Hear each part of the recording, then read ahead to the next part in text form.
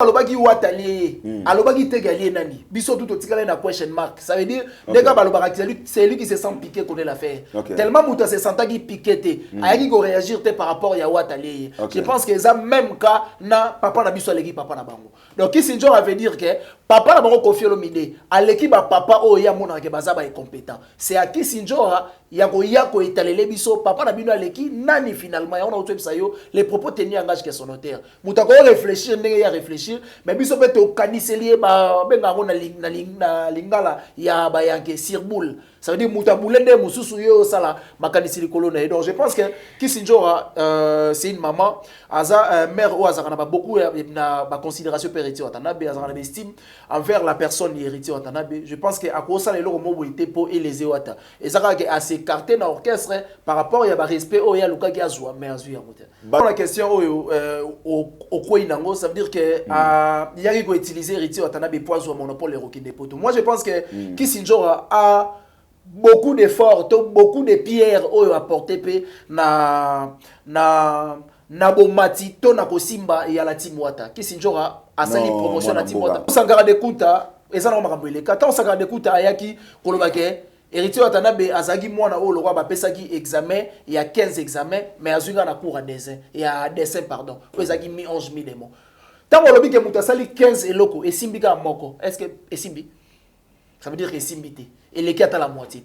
Pour te dire que Kisinjora a un bandeli a mis 11 000 démons. Ça veut dire que Kisinjora a sali que Batuba yo kapé mis 11 000 démons. Soto zo ango na légèreté. Tant muta lobby et loco, attends ou aboya ko rectifier ango après, makambo alobaki déjà alobaki avec tout son cœur.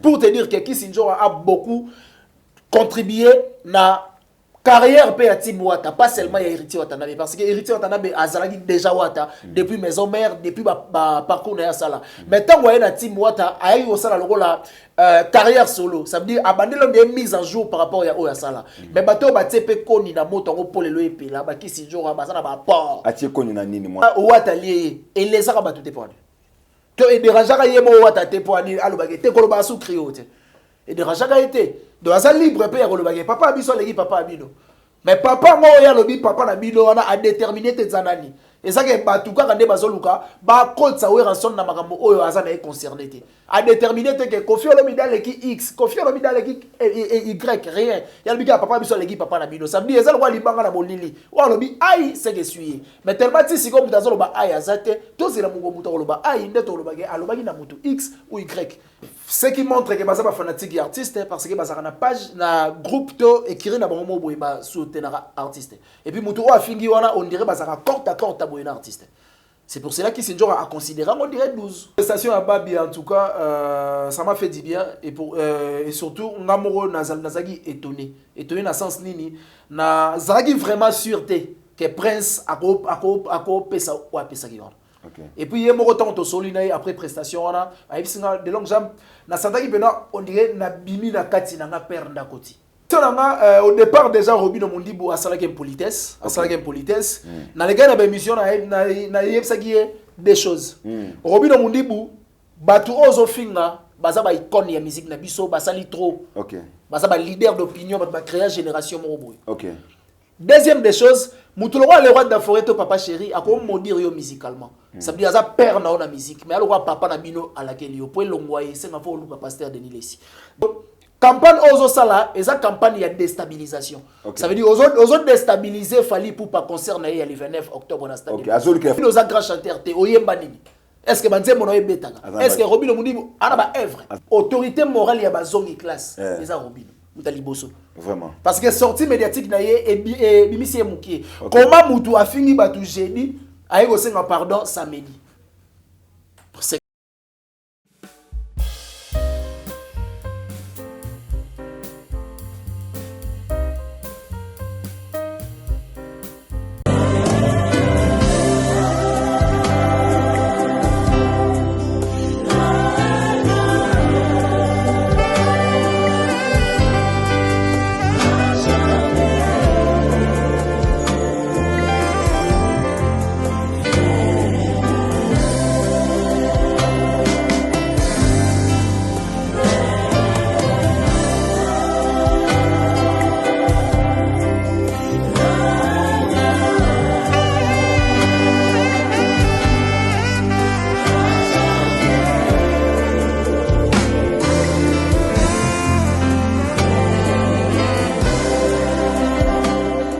Maxi Bien-être, c'est un complément alimentaire.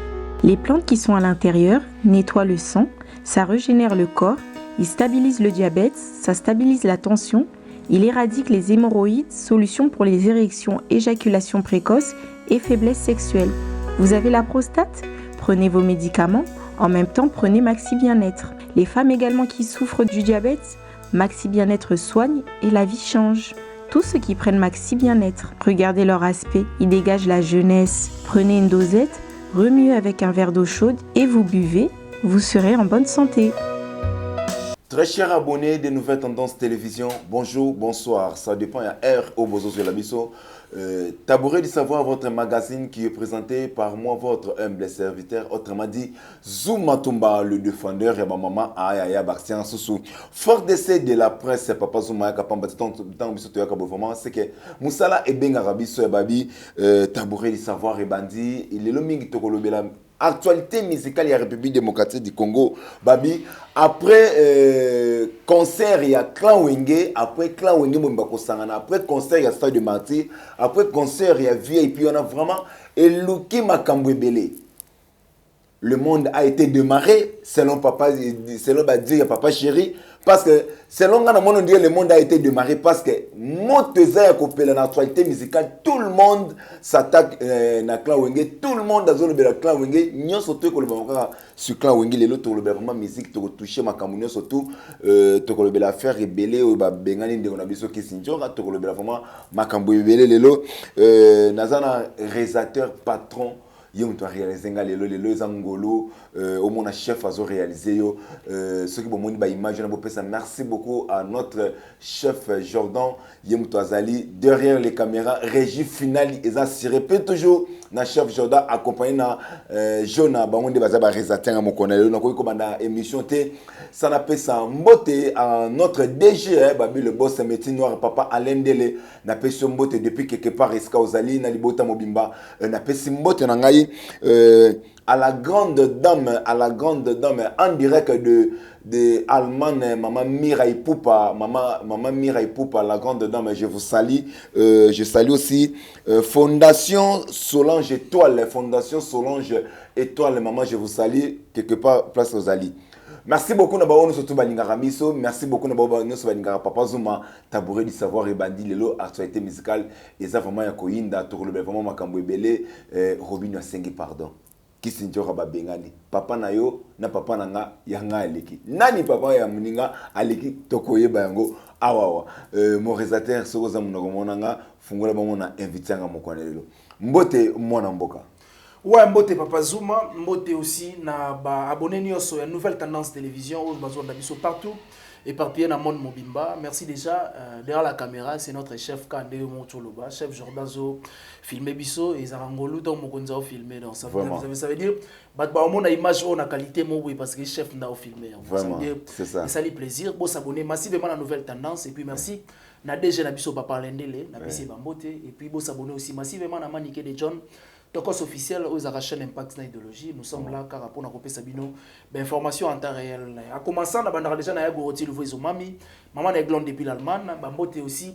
Na ya Willy Moucheni oiseau séjourné na Kinshasa, bon séjour na ye. Merci aussi na bébé Chico Maneke à Château Rouge ou à Tika de longue jambe.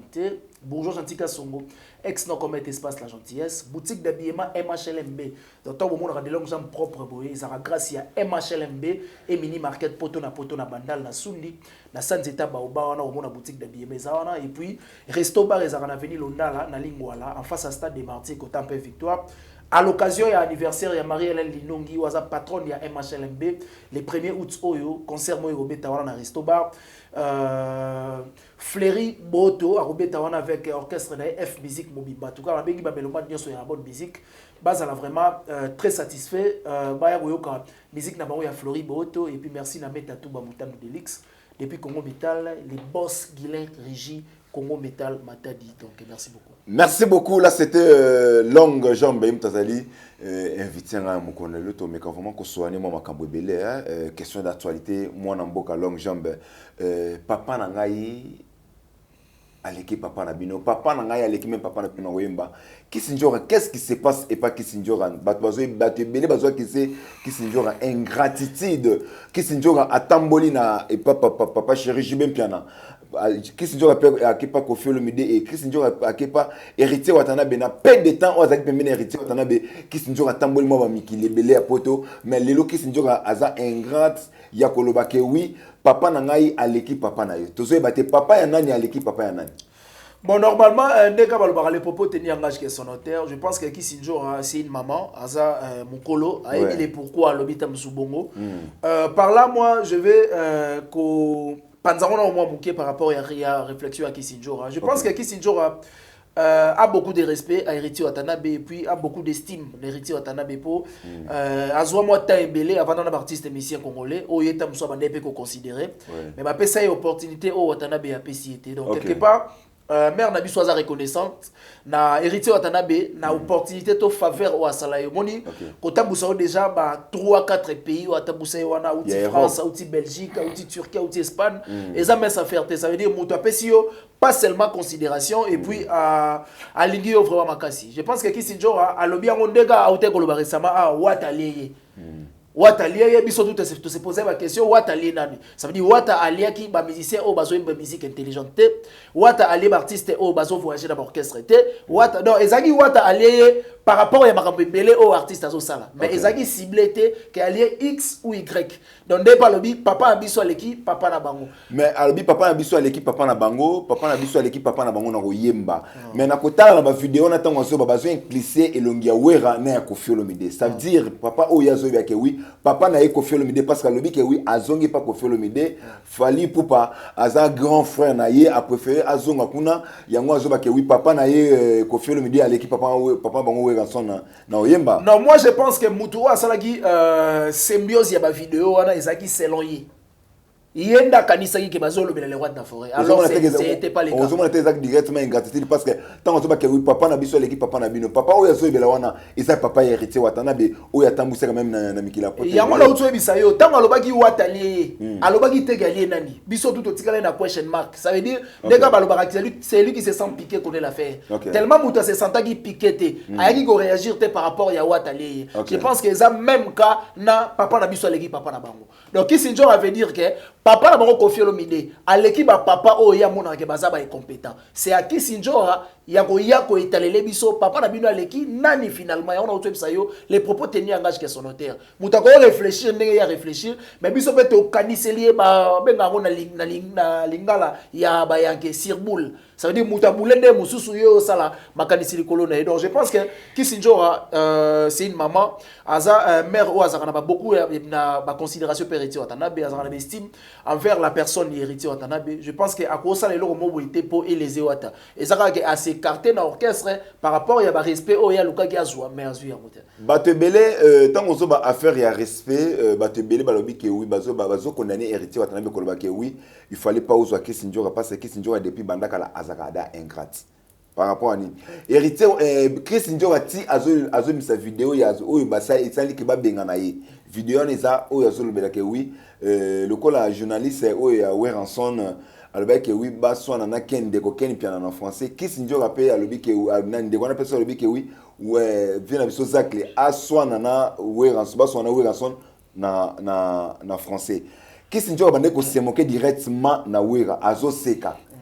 ezaki vidéo o isaki ke oui ba benga na mais ozo mona te ke oui yoze pa ya mutu mais on se moquer na mutu wana o seka ozomona te ke oui abane ko zoka héritier pour utiliser ye pour amema na poto azolelo mo monopole ke ne poto ya ngwana le londe sur kasusu abimisi su adage musu ya papa na biso aleki papa bango bon moi je ne pense pas na kino la question au quoi nango ça veut dire que yaki ko utiliser héritier Watanabe poids ou monopole roki de poto moi je pense que Kisinjora a beaucoup d'efforts, beaucoup de pierres au apporté pe na bomati to na kosimba ya la team Wata Kisinjora asali promotion na timota mwana mboka na comme ça en vérité héritier Watanabe c'est un artiste ayakokuta déjà héritier Watanabe ça déjà Gogan akuta ça déjà Gogan ayakokuta déjà BM est BM Kisinjoka mutabimisi yango te BM héritier Watanabe na bimission na lobi boy nazonga te nazonga place moko boy o tamso écrit polémique mais ba limbisanga yese na nazonga pour nazonga sandeko na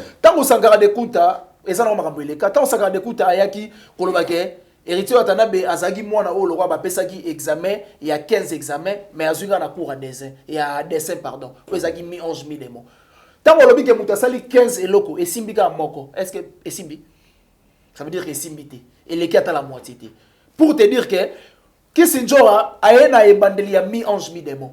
Ça veut dire que Kisinjora a sali ke batuba yo kapé mi 11000 demo. Ngolo bake oui premier album ya héritier Watanabe no surtout banzemo no surtout ezaki. Te wana na lina lobate. Wana eza vidéo Sankara sala. Alors bi pesi moi na 15 examens mais azuka na non Sankara da ba bi Sankara zani muta bla bla bla bla. Bla bla. Ke ba muta liboma so apesi au message musu faut zo amaka musu na considération. Mutu musu yo bulaga on dirait mutu moko bo azanga tina mais ako pia au témoignage.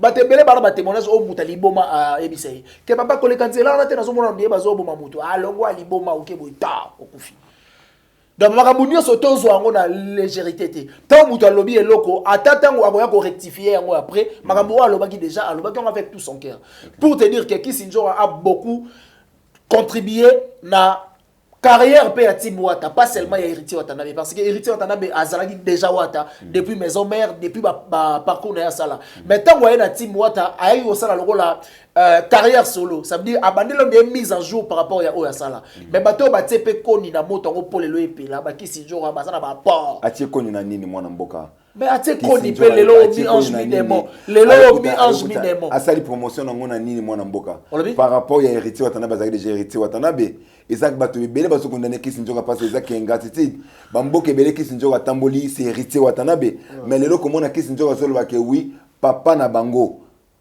à l'équipe papa na bino siko tango alobaka Watalié et les arabes tout dépend que et dérangeaka yemo Watate pour ani alobaka te koloba sous criote et dérangeaka été donc asa libre pe ya kolobaka papa biso l'équipe papa bino mais papa ngo ya lobi papa na bino wana a déterminé te zanani et ça que batuka kande bazoluka ba kotsa we ranson na makambo oyo azana e concerné te Vous comprenez?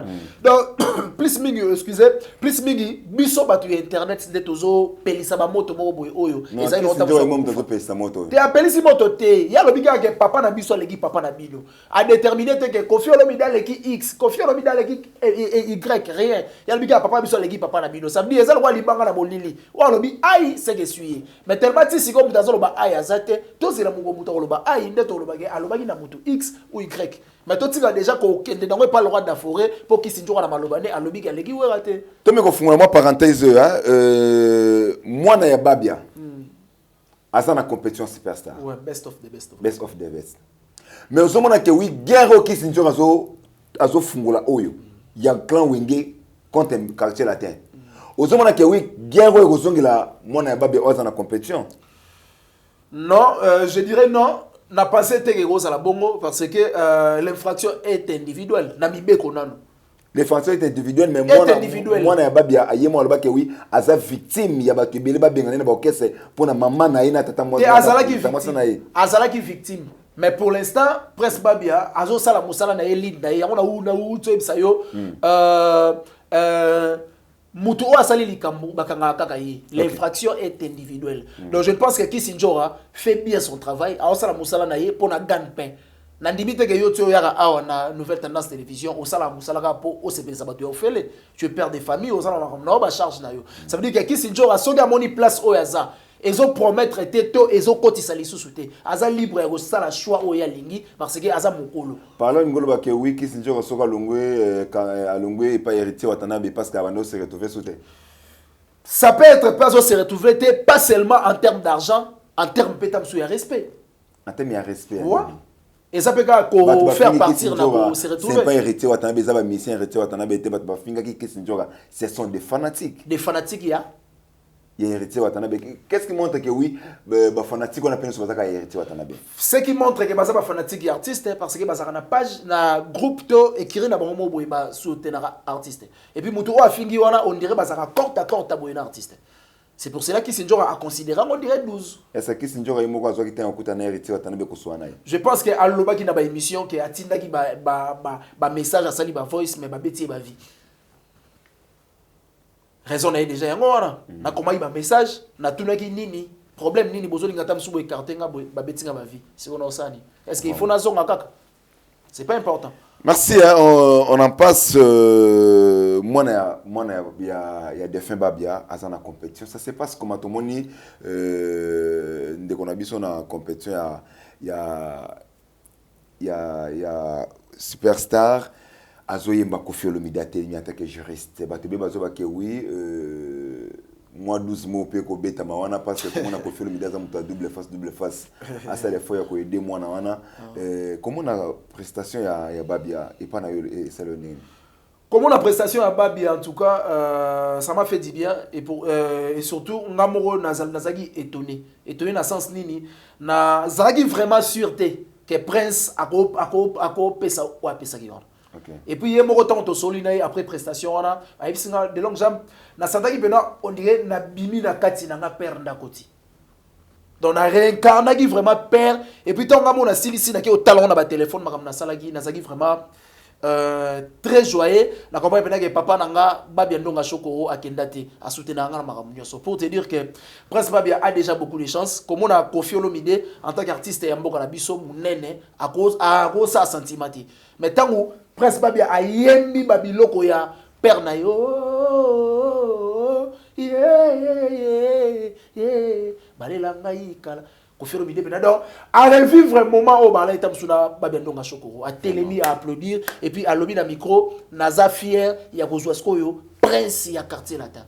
Ça veut dire qu'on considérait déjà moi dans la dimension c'est une bonne chose donc c'est pour cela nazo invité tous les lots sous jeudi presque pas bien nazo presté donc baya ibelé na studio maman ngebi na RTNC on a presque pas bien osala on a donc 16h pile déjà tous ça on a pour soutenir presque pas bien et on sala vraiment kitoko et surtout présence il y a papa Zouma so et mon ami chef Jordan en tout cas et ko PCL sous espoir comprendre que ba père naé il y a presse bazo soutenir. Merci beaucoup courage et belé hein de Prince Babia donc Bunda ton père a été déjà un bon militaire ou a confirmé même dans fond la guerre donc félicitations biso toza biso ka wana ba page peut to poster donc félicitations tozala toujours wana pour na soutenir yo musicien ya République démocratique du Congo to les kamwa muke na faire respect ya musique ya République démocratique du Congo to comme on dirait quand wenge moto ya makasi Robino Mundibu sortie médiatique naie et a craché mingi sur où est son âge bien piano et après tout moni Robino Mundibu a zongi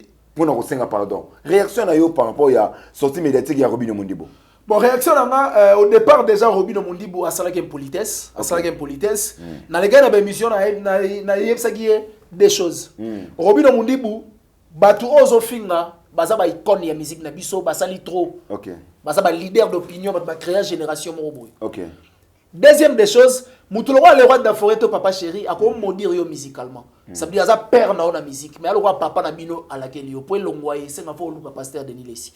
Bref, Nalobi eza le roi papa na bino à laquelle yo. Pour ba longole laquelle yo il faut le pasteur Denis Lessi. Pour yaza na ba nzondo ya fraîche et ça laquelle longwa. Pour on sait qui pour on dit barrette. Continuez à moi mboka. Pour vous dire que vous continuez à vous continuez papa, continuez. Pour vous dire que Robino Mundibu a Kafaki a sali mabe na moni à revenir pour n'expliquer qu'il y a un moment ibelé. Même si Robino Mundibu na âge oyo sanango. Tamsu et l'équipe ya ba le roi de la forêt na âge ba betara stade de martyr. Vraiment. Ba ouais rason na ba jibe pia na ba betara ba stade de martyr na ba trentaine d'années. Okay. Mais on a minito wana ba quarantaine. Donc ça veut dire on a retard na par rapport ya parcours ya ba le roi de la forêt. Okay. Et puis Robino campagne aux sala et ça campagne de déstabilisation. Okay. Ça veut dire aux déstabiliser fallait pour pas concerner le 29 octobre dans stade. OK, azol que fallait pour fallait pour n'a pas besoin batuba ya balo ba mabe ba vienne wenge au départ déjà il y a respectera bango. OK. Bref année alors on a une émission que ngai na zo pe goût ya musique pas vienne ngai wenge pour wenge sala na bandal commune o nga na botama. Donc fallait pour pas a beaucoup de respect na ba vienne ya wenge. Robino Mundibu ba campagne au sala giwana eza campagne de déstabilisation et non ya pour soutenir mon projet na ou azo souhaiter et ça en bonne et due forme. OK. Aya qui a revenir à s'excuser. Mais tant qu'on s'excuser au bakisi sou le mususu likolo ya esquisse et ça le roi sir pardon. Abakisini ni mwana mboka. Tant que Robin a joué, c'est que biso que yazo tonganda kwa des niveaux. A autant mon arrange renvers, a foutre l'anda kwa $2,500 dans ma campagne. Mais on ben en revers parce que na âge oyo za nango wana, ba le roi de la forêt ba komaka déjà na ba millions. Preuve année JB Piana a présenté millions na TV na ba quarantaine d'années. OK. Vous comprenez? Dans la âge yo za nango wana, ozo luka offert voir na ba vie na parcours na yo. Ba vie on a déjà na ba âge na yo ba sala ba danger. Et puis tant ozo ko éduquer un grand chanteur comme le roi de la forêt, un grand chanteur comme JB Piana. Au départ yo il faut un grand chanteur. Donc Robin Mondibo est un grand chanteur. On a un grand chanteur ndenge nzembo nini o ya bete kanga. Izate. Ya za muta ba générique. Ana ba nzembo te. Donc pour oya ko éduquer chanteur au départ, pardon, il faut un grand chanteur. Mais est-ce que Robin est un grand chanteur? Est-ce que Banzé Mono est bêta? Est-ce que Robin Mounibo a une œuvre? Un générique quand même, déjà. Générique ni. Il a une œuvre quand même. Bon, Garabiso, et là, on a regretté, tant que part, excusez-moi, commission net y a censure. Bon, ça vraiment les sous sévérité. Par rapport à la musique où ils sont au Congo. Na mona qui protéger base bimaki bo arrêter qui par rapport au temps sous ya ba insanité au boyoka ina kati selon droitier ya censure. Mais ba nzembo lokwa ba kata epongi ala muka. Est-ce que père de famille papa na bana ba ko va na salon bazo kata epongi. Vraiment. To ba yoka kulumba papa na bana. Vraiment. Je pense que artiste musicien baza ba éducateur ya masse. OK. Genre ya ba type o bazo sala wana c'est pas éduquer la masse. Okay. Au moment lelo, je félicite beaucoup Héritier Watanabe, félicitations aussi si mes preuves na lelo. Malgré tout tous la table sous ma vidéo, oh bana oh ba sala ba buzoba donc pardon frère ma vidéo ni m'a insulté. Bana oh ba sala ba buzoba après avoir gossa ma bimisi ma vidéo. Il y a ba sextape et ba nudité na bino c'est pas important. Okay. Je félicite beaucoup Héritier Watanabe parce que c'est un artiste oh azongeli souchik. Tala na niveau ya Héritier. Azara stable, Azara bakar, Azara orchestre, Akenara poto, Azara déjà donc en termes de stabilité, Azara déjà stable. Mais Azara ngeli chik pour nani? Pour aller sabatu musique intelligente. Musique o ego sunga lokwa ba vie na biso ba luambo, papa lutumba, banzembo na bango e sunga bana mususu na ba examen d'état. Et sunga bana mususu na ba interrogation. OK. Nzembo fo esuga ka tena bêtise. Rien. Il faut que le pape na kati na le faire effort mais les faits les font. Ça veut dire moi le temps avant de oh les faire effort mais les faits les font quoi et contribuer un peu à mutu ya mwana mettons bana bazo ka kata ye pongi ala muka to yembini ni vraiment ezo boma jeunesse parce que avenir ya mboka ya lobby eza jeunesse. Tant que lobby bongo na meka ko bakisa moi question moko sur Robin Mondibo. Les gens qui sont beaucoup Robin Mondibo impoli azo manke mingi ba attaché de presse azo manke mingi ba to ba yambaka ba journaliste ba chroniqueur ba yambaka ba chroniqueuse bazo beng bazo kize Robin Mondibo que oui aza impoli azo a respecter ba toutes réaction na yo. Ngai déjà mutu wa respecter la presse te na olinga été et puis la plupart ya bato o bazo yambaye ba excusez moi pour un terme baza ba incompétent. Parce que mutu o yebi ka forte na français soit ba ndioka felo na plateau faut que nemba mo français en katana naza makasa français Robin naza forte na français faut que na mutu na eloko mo boy o ya osala na mesure te ya ko se défendre pour ebimisa epé muki tant mutu ya mio na plateau ozolo ba ke na ye na chaîne oyo pour na tourner ka émission d'ailleurs kutu chef na onda benga nga parce que c'est mon ami yo zuku tu chasse na fula yo Robin yo comme na monopole to niveau déjà go fula bato. Est-ce que musicien ni ya Robin oyo oyebi? Shomi what? Shomi za musicien ya Robin ota? Shomi a uta déjà na orchestre oya uta, azalaka déjà na combo nde et pas Robin eza tremplin. OK. Parce que Robin Mondibo azana musicien te po balobaka la charité bien ordonnée commence par soi-même. OK. Avant qu'on laisse bana baninga, il faut laisser bana na yo moko. Mais babi bitumba mususu ezo bima côté ya le président Fally Poupa bitumba mususu ba ça même pas Fally Poupa Robin mutazo luka bitumba wana. Babi quelque part Robin Mondibo peso azo mutu makasa za Fally Poupa mutu azo sala ke oui Robin Mondibo akomaka impoli bongo réaction na mona mboka. Réaction na yo za la faux, comment on a déjà Fally Poupa boy c'est un artiste respect. OK. A respecter ba vie na ye, a respecter ba aîné, a respecter voir même ba petit. Okay. Alingara a les états msumutute de père que ebima interpréter mabe. Je pense que nauti koloba eloko outoloba awa Robin Mondibo a ça la Fally Poupa campagne de déstabilisation. Ça veut dire azol linga stade de Martinique tondati. Si artiste azana vision na ye asala makambo ndenge ya zokanisa Fally Ipupa a des porte-parole, Fally Ipupa a des attachés de presse, Fally Ipupa a un bureau où ils sont bien équipé, bien instruit, où ils ont transmettre un message où ils sont important au batbazo zela. Et non koya ko pesa batu message oyo ezo kotsa batu na mitu on dirait Fally Ipupa za na ba guerre na ba vie na ye alors que au départ Fally Ipupa c'est un artiste intelligent, c'est un artiste poli. Donc Robino Mundibu tika ba campagne wana ezo déstabiliser et non que et matisa artiste na musique na yazobeta. Merci beaucoup, notre frère Robino Mundibou. Aux années de carrière, il a vraiment moulaï. Il faut ça l'effort.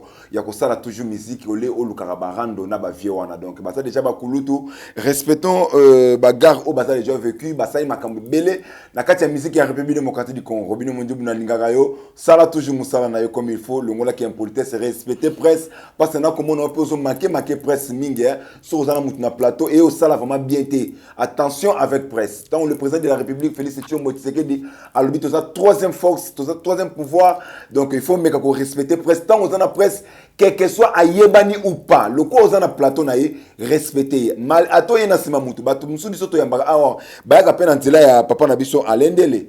Batu msutu yambaka bayaga nanzela ya papa alendele. Mais jamais oyoka mutana ya rezoba ke oui na ozo manke yo pour na nanzela ya papa alendele. Non non non non non non. Respect à presse il faut zalande ko Robino Mundibu. Poyoza la oyoza. Oyozala wana, il faut des presse au coup de pouce. Quelque part, Maïs a raison. Il faut faire très attention. On ne complique pas les idées. Il faut faire très attention. Il faut faire très attention à la presse. Parce que la presse, aussi le comme mais moi je t'encourage au salam sana madame continue toujours dans ça moi na mboka après concert il y a Wenge concert VIP.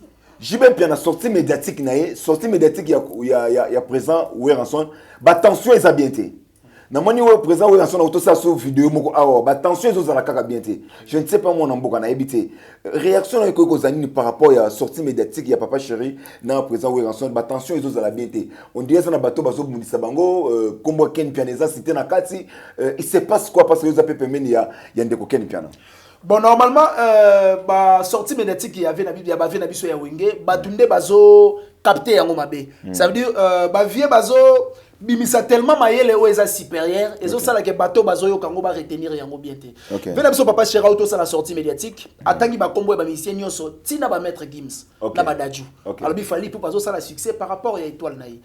Héritier Watanabe, c'est un petit intelligent.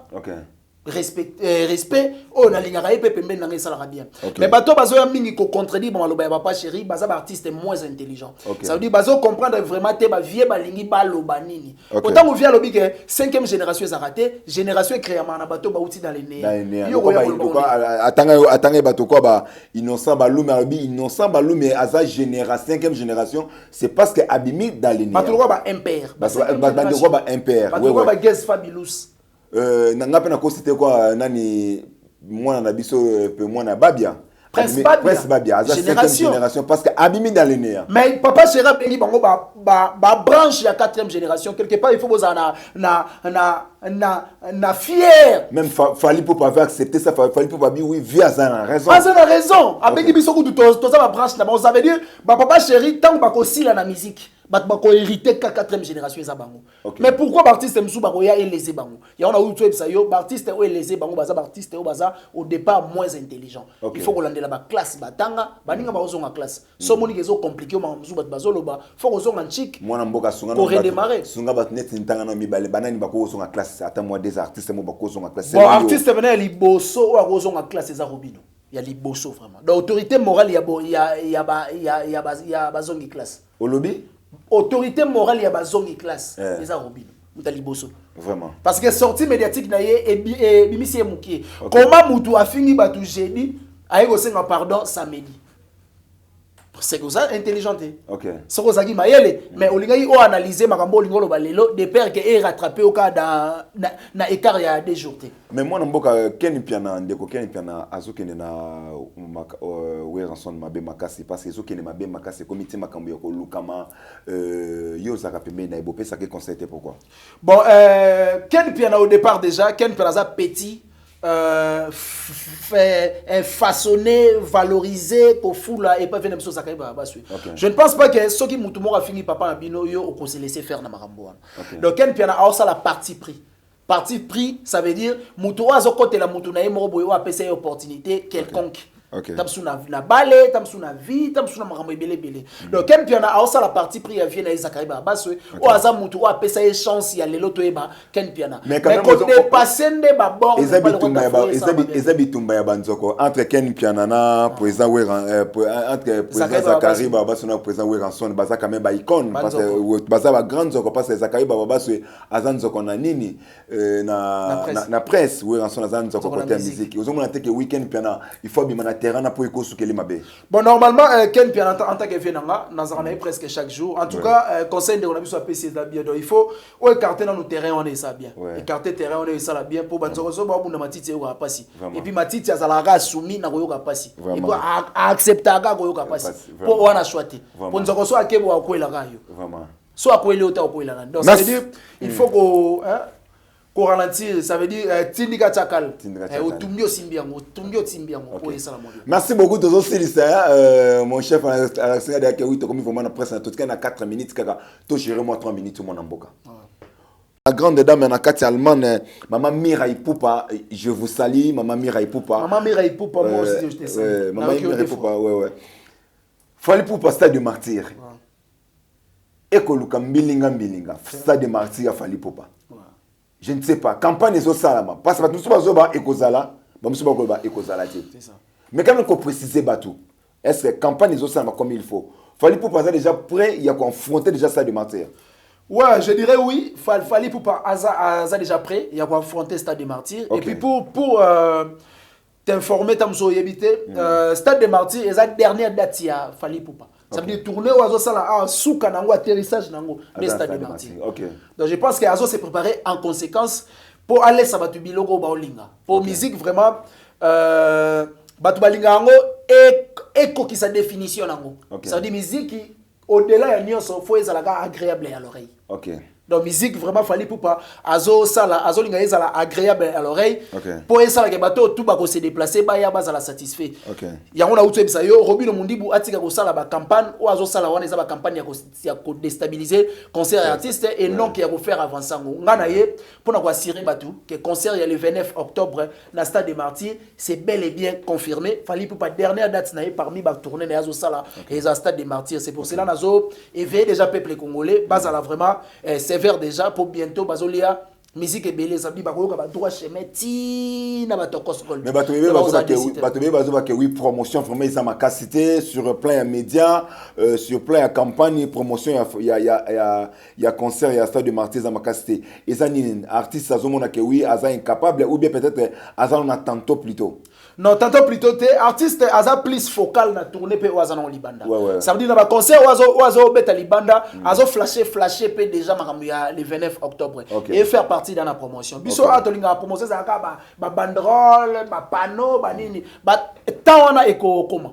Tawana ya ba panneau, beaucoup mona ba carré tambola. Mais ça ba ken piano faut ba sala yango wana. Te ba ken piano ba sa pe na presse. Ba ken piano ba sa ba presse. Bato batsaka pe ba panneau bato mususu. Mais est-ce que ken piano ba makambo c'est les makambo concert les amis mika ko inciter ba. Si yango nazolo ba fait na ken piano to concentrer siko na concert. Ça veut dire to ça ba tous le 29 octobre ba ebele na Stade des Martyrs, ba on a décidé et surtout ba Warrior. Wenge sali promotion en 3 mois. Il y a 3 mois. Donc surtout ba Warrior mais fallait pour pas annoncer déjà date soit avant que to wenge. Donc ba 8 ou 9 mois. Donc ça veut dire que Aza vraiment na temps ebele o akotsa ki ba déjà na mitu ke arobeta na Stade des Martyrs et surtout ba Warrior en tout cas toujours en attaque ndeka yemo aigle la lobaka bo ça la vraiment promotion d'une manière ou d'une autre tout le monde vraiment na ba fitinité tout na ba banalité mo boyo ezala mo importante o ezo pousser vraiment artiste était bien fait bien son travail. Je pense que celui qui sali promotion kitoko to bo sali promotion kitoko et ça la Stade des Martyrs wana ba vide wana tozo mona wana et que ça la vraiment encombré et au sala kitoko makasi. OK, merci beaucoup hein. C'est une message qu'on a lancé et outil pas à DG à l'Indélé. Les chaînes Nouvelle Tendance et la chaîne promotion, il y a des artistes nions sur la République démocratique du Congo. Oh, il y a Monique, oui, Azan a besoin, il y a promotion. Un exemple, quoi, il y a Makambo Fali Poupa. Ozan a besoin, Tolo Belayango Ming, Nakati, Nouvelle Tendance Télévision. Appelez toujours le numéro, au Likaka, na régie kuna au solo là na bureau au solo là comment on va faire les promotions na yo pe bilo qu'on a yo bando comprendre que oui sur tous les plans publicitaires na yo bando leka mingi moi na mboka tokomi vraiment na suka tokomi na suka dernier message na yo ko kozani pour l'émission lelo bon dernier message na nga fort et zalaka ko yebisa batu ba ya ebele lelo na studio Mama Ngebi Prince Babia azo prester wana lelo wana za deuxième prime donc boya ebele bo zala vraiment décider bo zalaka satisfait ndenge bo zala ki dimanche ndebe bo zala lelo donc na bengi peuple congolais presque nyonso et surtout bana poto bazo séjourner na Kinshasa en tout cas boya bo soutenir Prince Babia et osala kitoko makasi na bato tamsusu bazoluka ndeni bakosala pour voter Prince Babia ba numéro na no bimité bosala kaka bo s'abonner na Vodacom best of the best bo koti wana bo partager ba lien bozo s'abonner et bozo aimer bozo commenter bozo liker bozo partager ba vidéo et ça façon pe ya ko soutenir artiste tango numéro ekobima sikoyo kuna na compétition nde toko réel isusu awa poto ebsabino bo voter Prince Babia na numéro X ou Y tala manière ya ko voter yango eza boye pour na ko voter zo senga ba critère boye to ya to informer bino osala kitoko makasi na bato tamsusu bazo comprendre Mama Ngebi place ezate obenga na numéro plus 243 90 69 097 plus 243 90 69 097 wana aussi de longues jambes pour na ba détails ebele ndeka na lobaka donc bambote na yo merci déjà bambote na batuto balandi biso partout à travers le monde boutique d'habillement boucle création maman Lundine Basele na Bandal na Isangi la 23 tout droit et puis bébé Chico Maneka Château Rouge merci de landi biso avec attention Gentika Songo Bourgeois mon vieux boutique d'habillement MHLMB na Sundi na Bandal et mini market poto na poto et puis resto bar ezara na avenue Londala na Willery wana face à stade de Martyrs Kota Pain Victoire ndeka na lobene bandeli à l'occasion et anniversaire ya Marie-Hélène Linongi oaza mukolo MHLMB Floribo to azobeta wana en tout cas venez nombrer les 1er août et au sala vraiment kitoko makasi donc merci papa Zuma na invitation na yo je pense que musala tango ezara tozanga ategoya merci beaucoup to silisi maintenant na tunoka question pour toke non skali sumoko teto c'est ça yo so tebo na banga fort to silisi ah oui ozana clan et comme la sema ba clan to na ba clan wing to na ba clan yo zana clan tengana on a su planté mais bato bana ba clan so ba moni ke ba ko inviter nga na clan na bango par rapport ya game ba benga sabe Ok, merci beaucoup. Nous sommes arrivés vraiment à la fin de notre émission. En tout cas, on a fait ça en beauté. On a fait une émission surtout, il y a une nouvelle tendance télévision. Bino Batoubolanda, Papa Zuma. Tant que vous aurez un message à beau partager, à beau commenter, vraiment, ça va bien makasi. Ceux qui ont une image, on a beau ça. Merci beaucoup à notre chef, qui derrière les caméras, chef Jordan. Et ça, Kamala, ceux qui m'ont conduit à filmer. Ceux qui ont une image, on a beau ça. Merci beaucoup à chef Jordan. Régie finale, Pesa Raïmo, chef Jordan. Papa Lendele, na Pesio Pembote, Biscanin, Yoza. Vraiment na pesi mbote na ngai na kati Allemagne à la grande dame na kati Allemagne maman Mirai Poupa je vous salue Fondation Solange Étoile maman je vous salue ba on surtout balinga Papa Zuma contactez-moi sur plus 243 89 66 160 47 ce qui nzambalo la azongite tokomona na mikolo o ezali koya pona prochain numéro bye bye. Au revoir.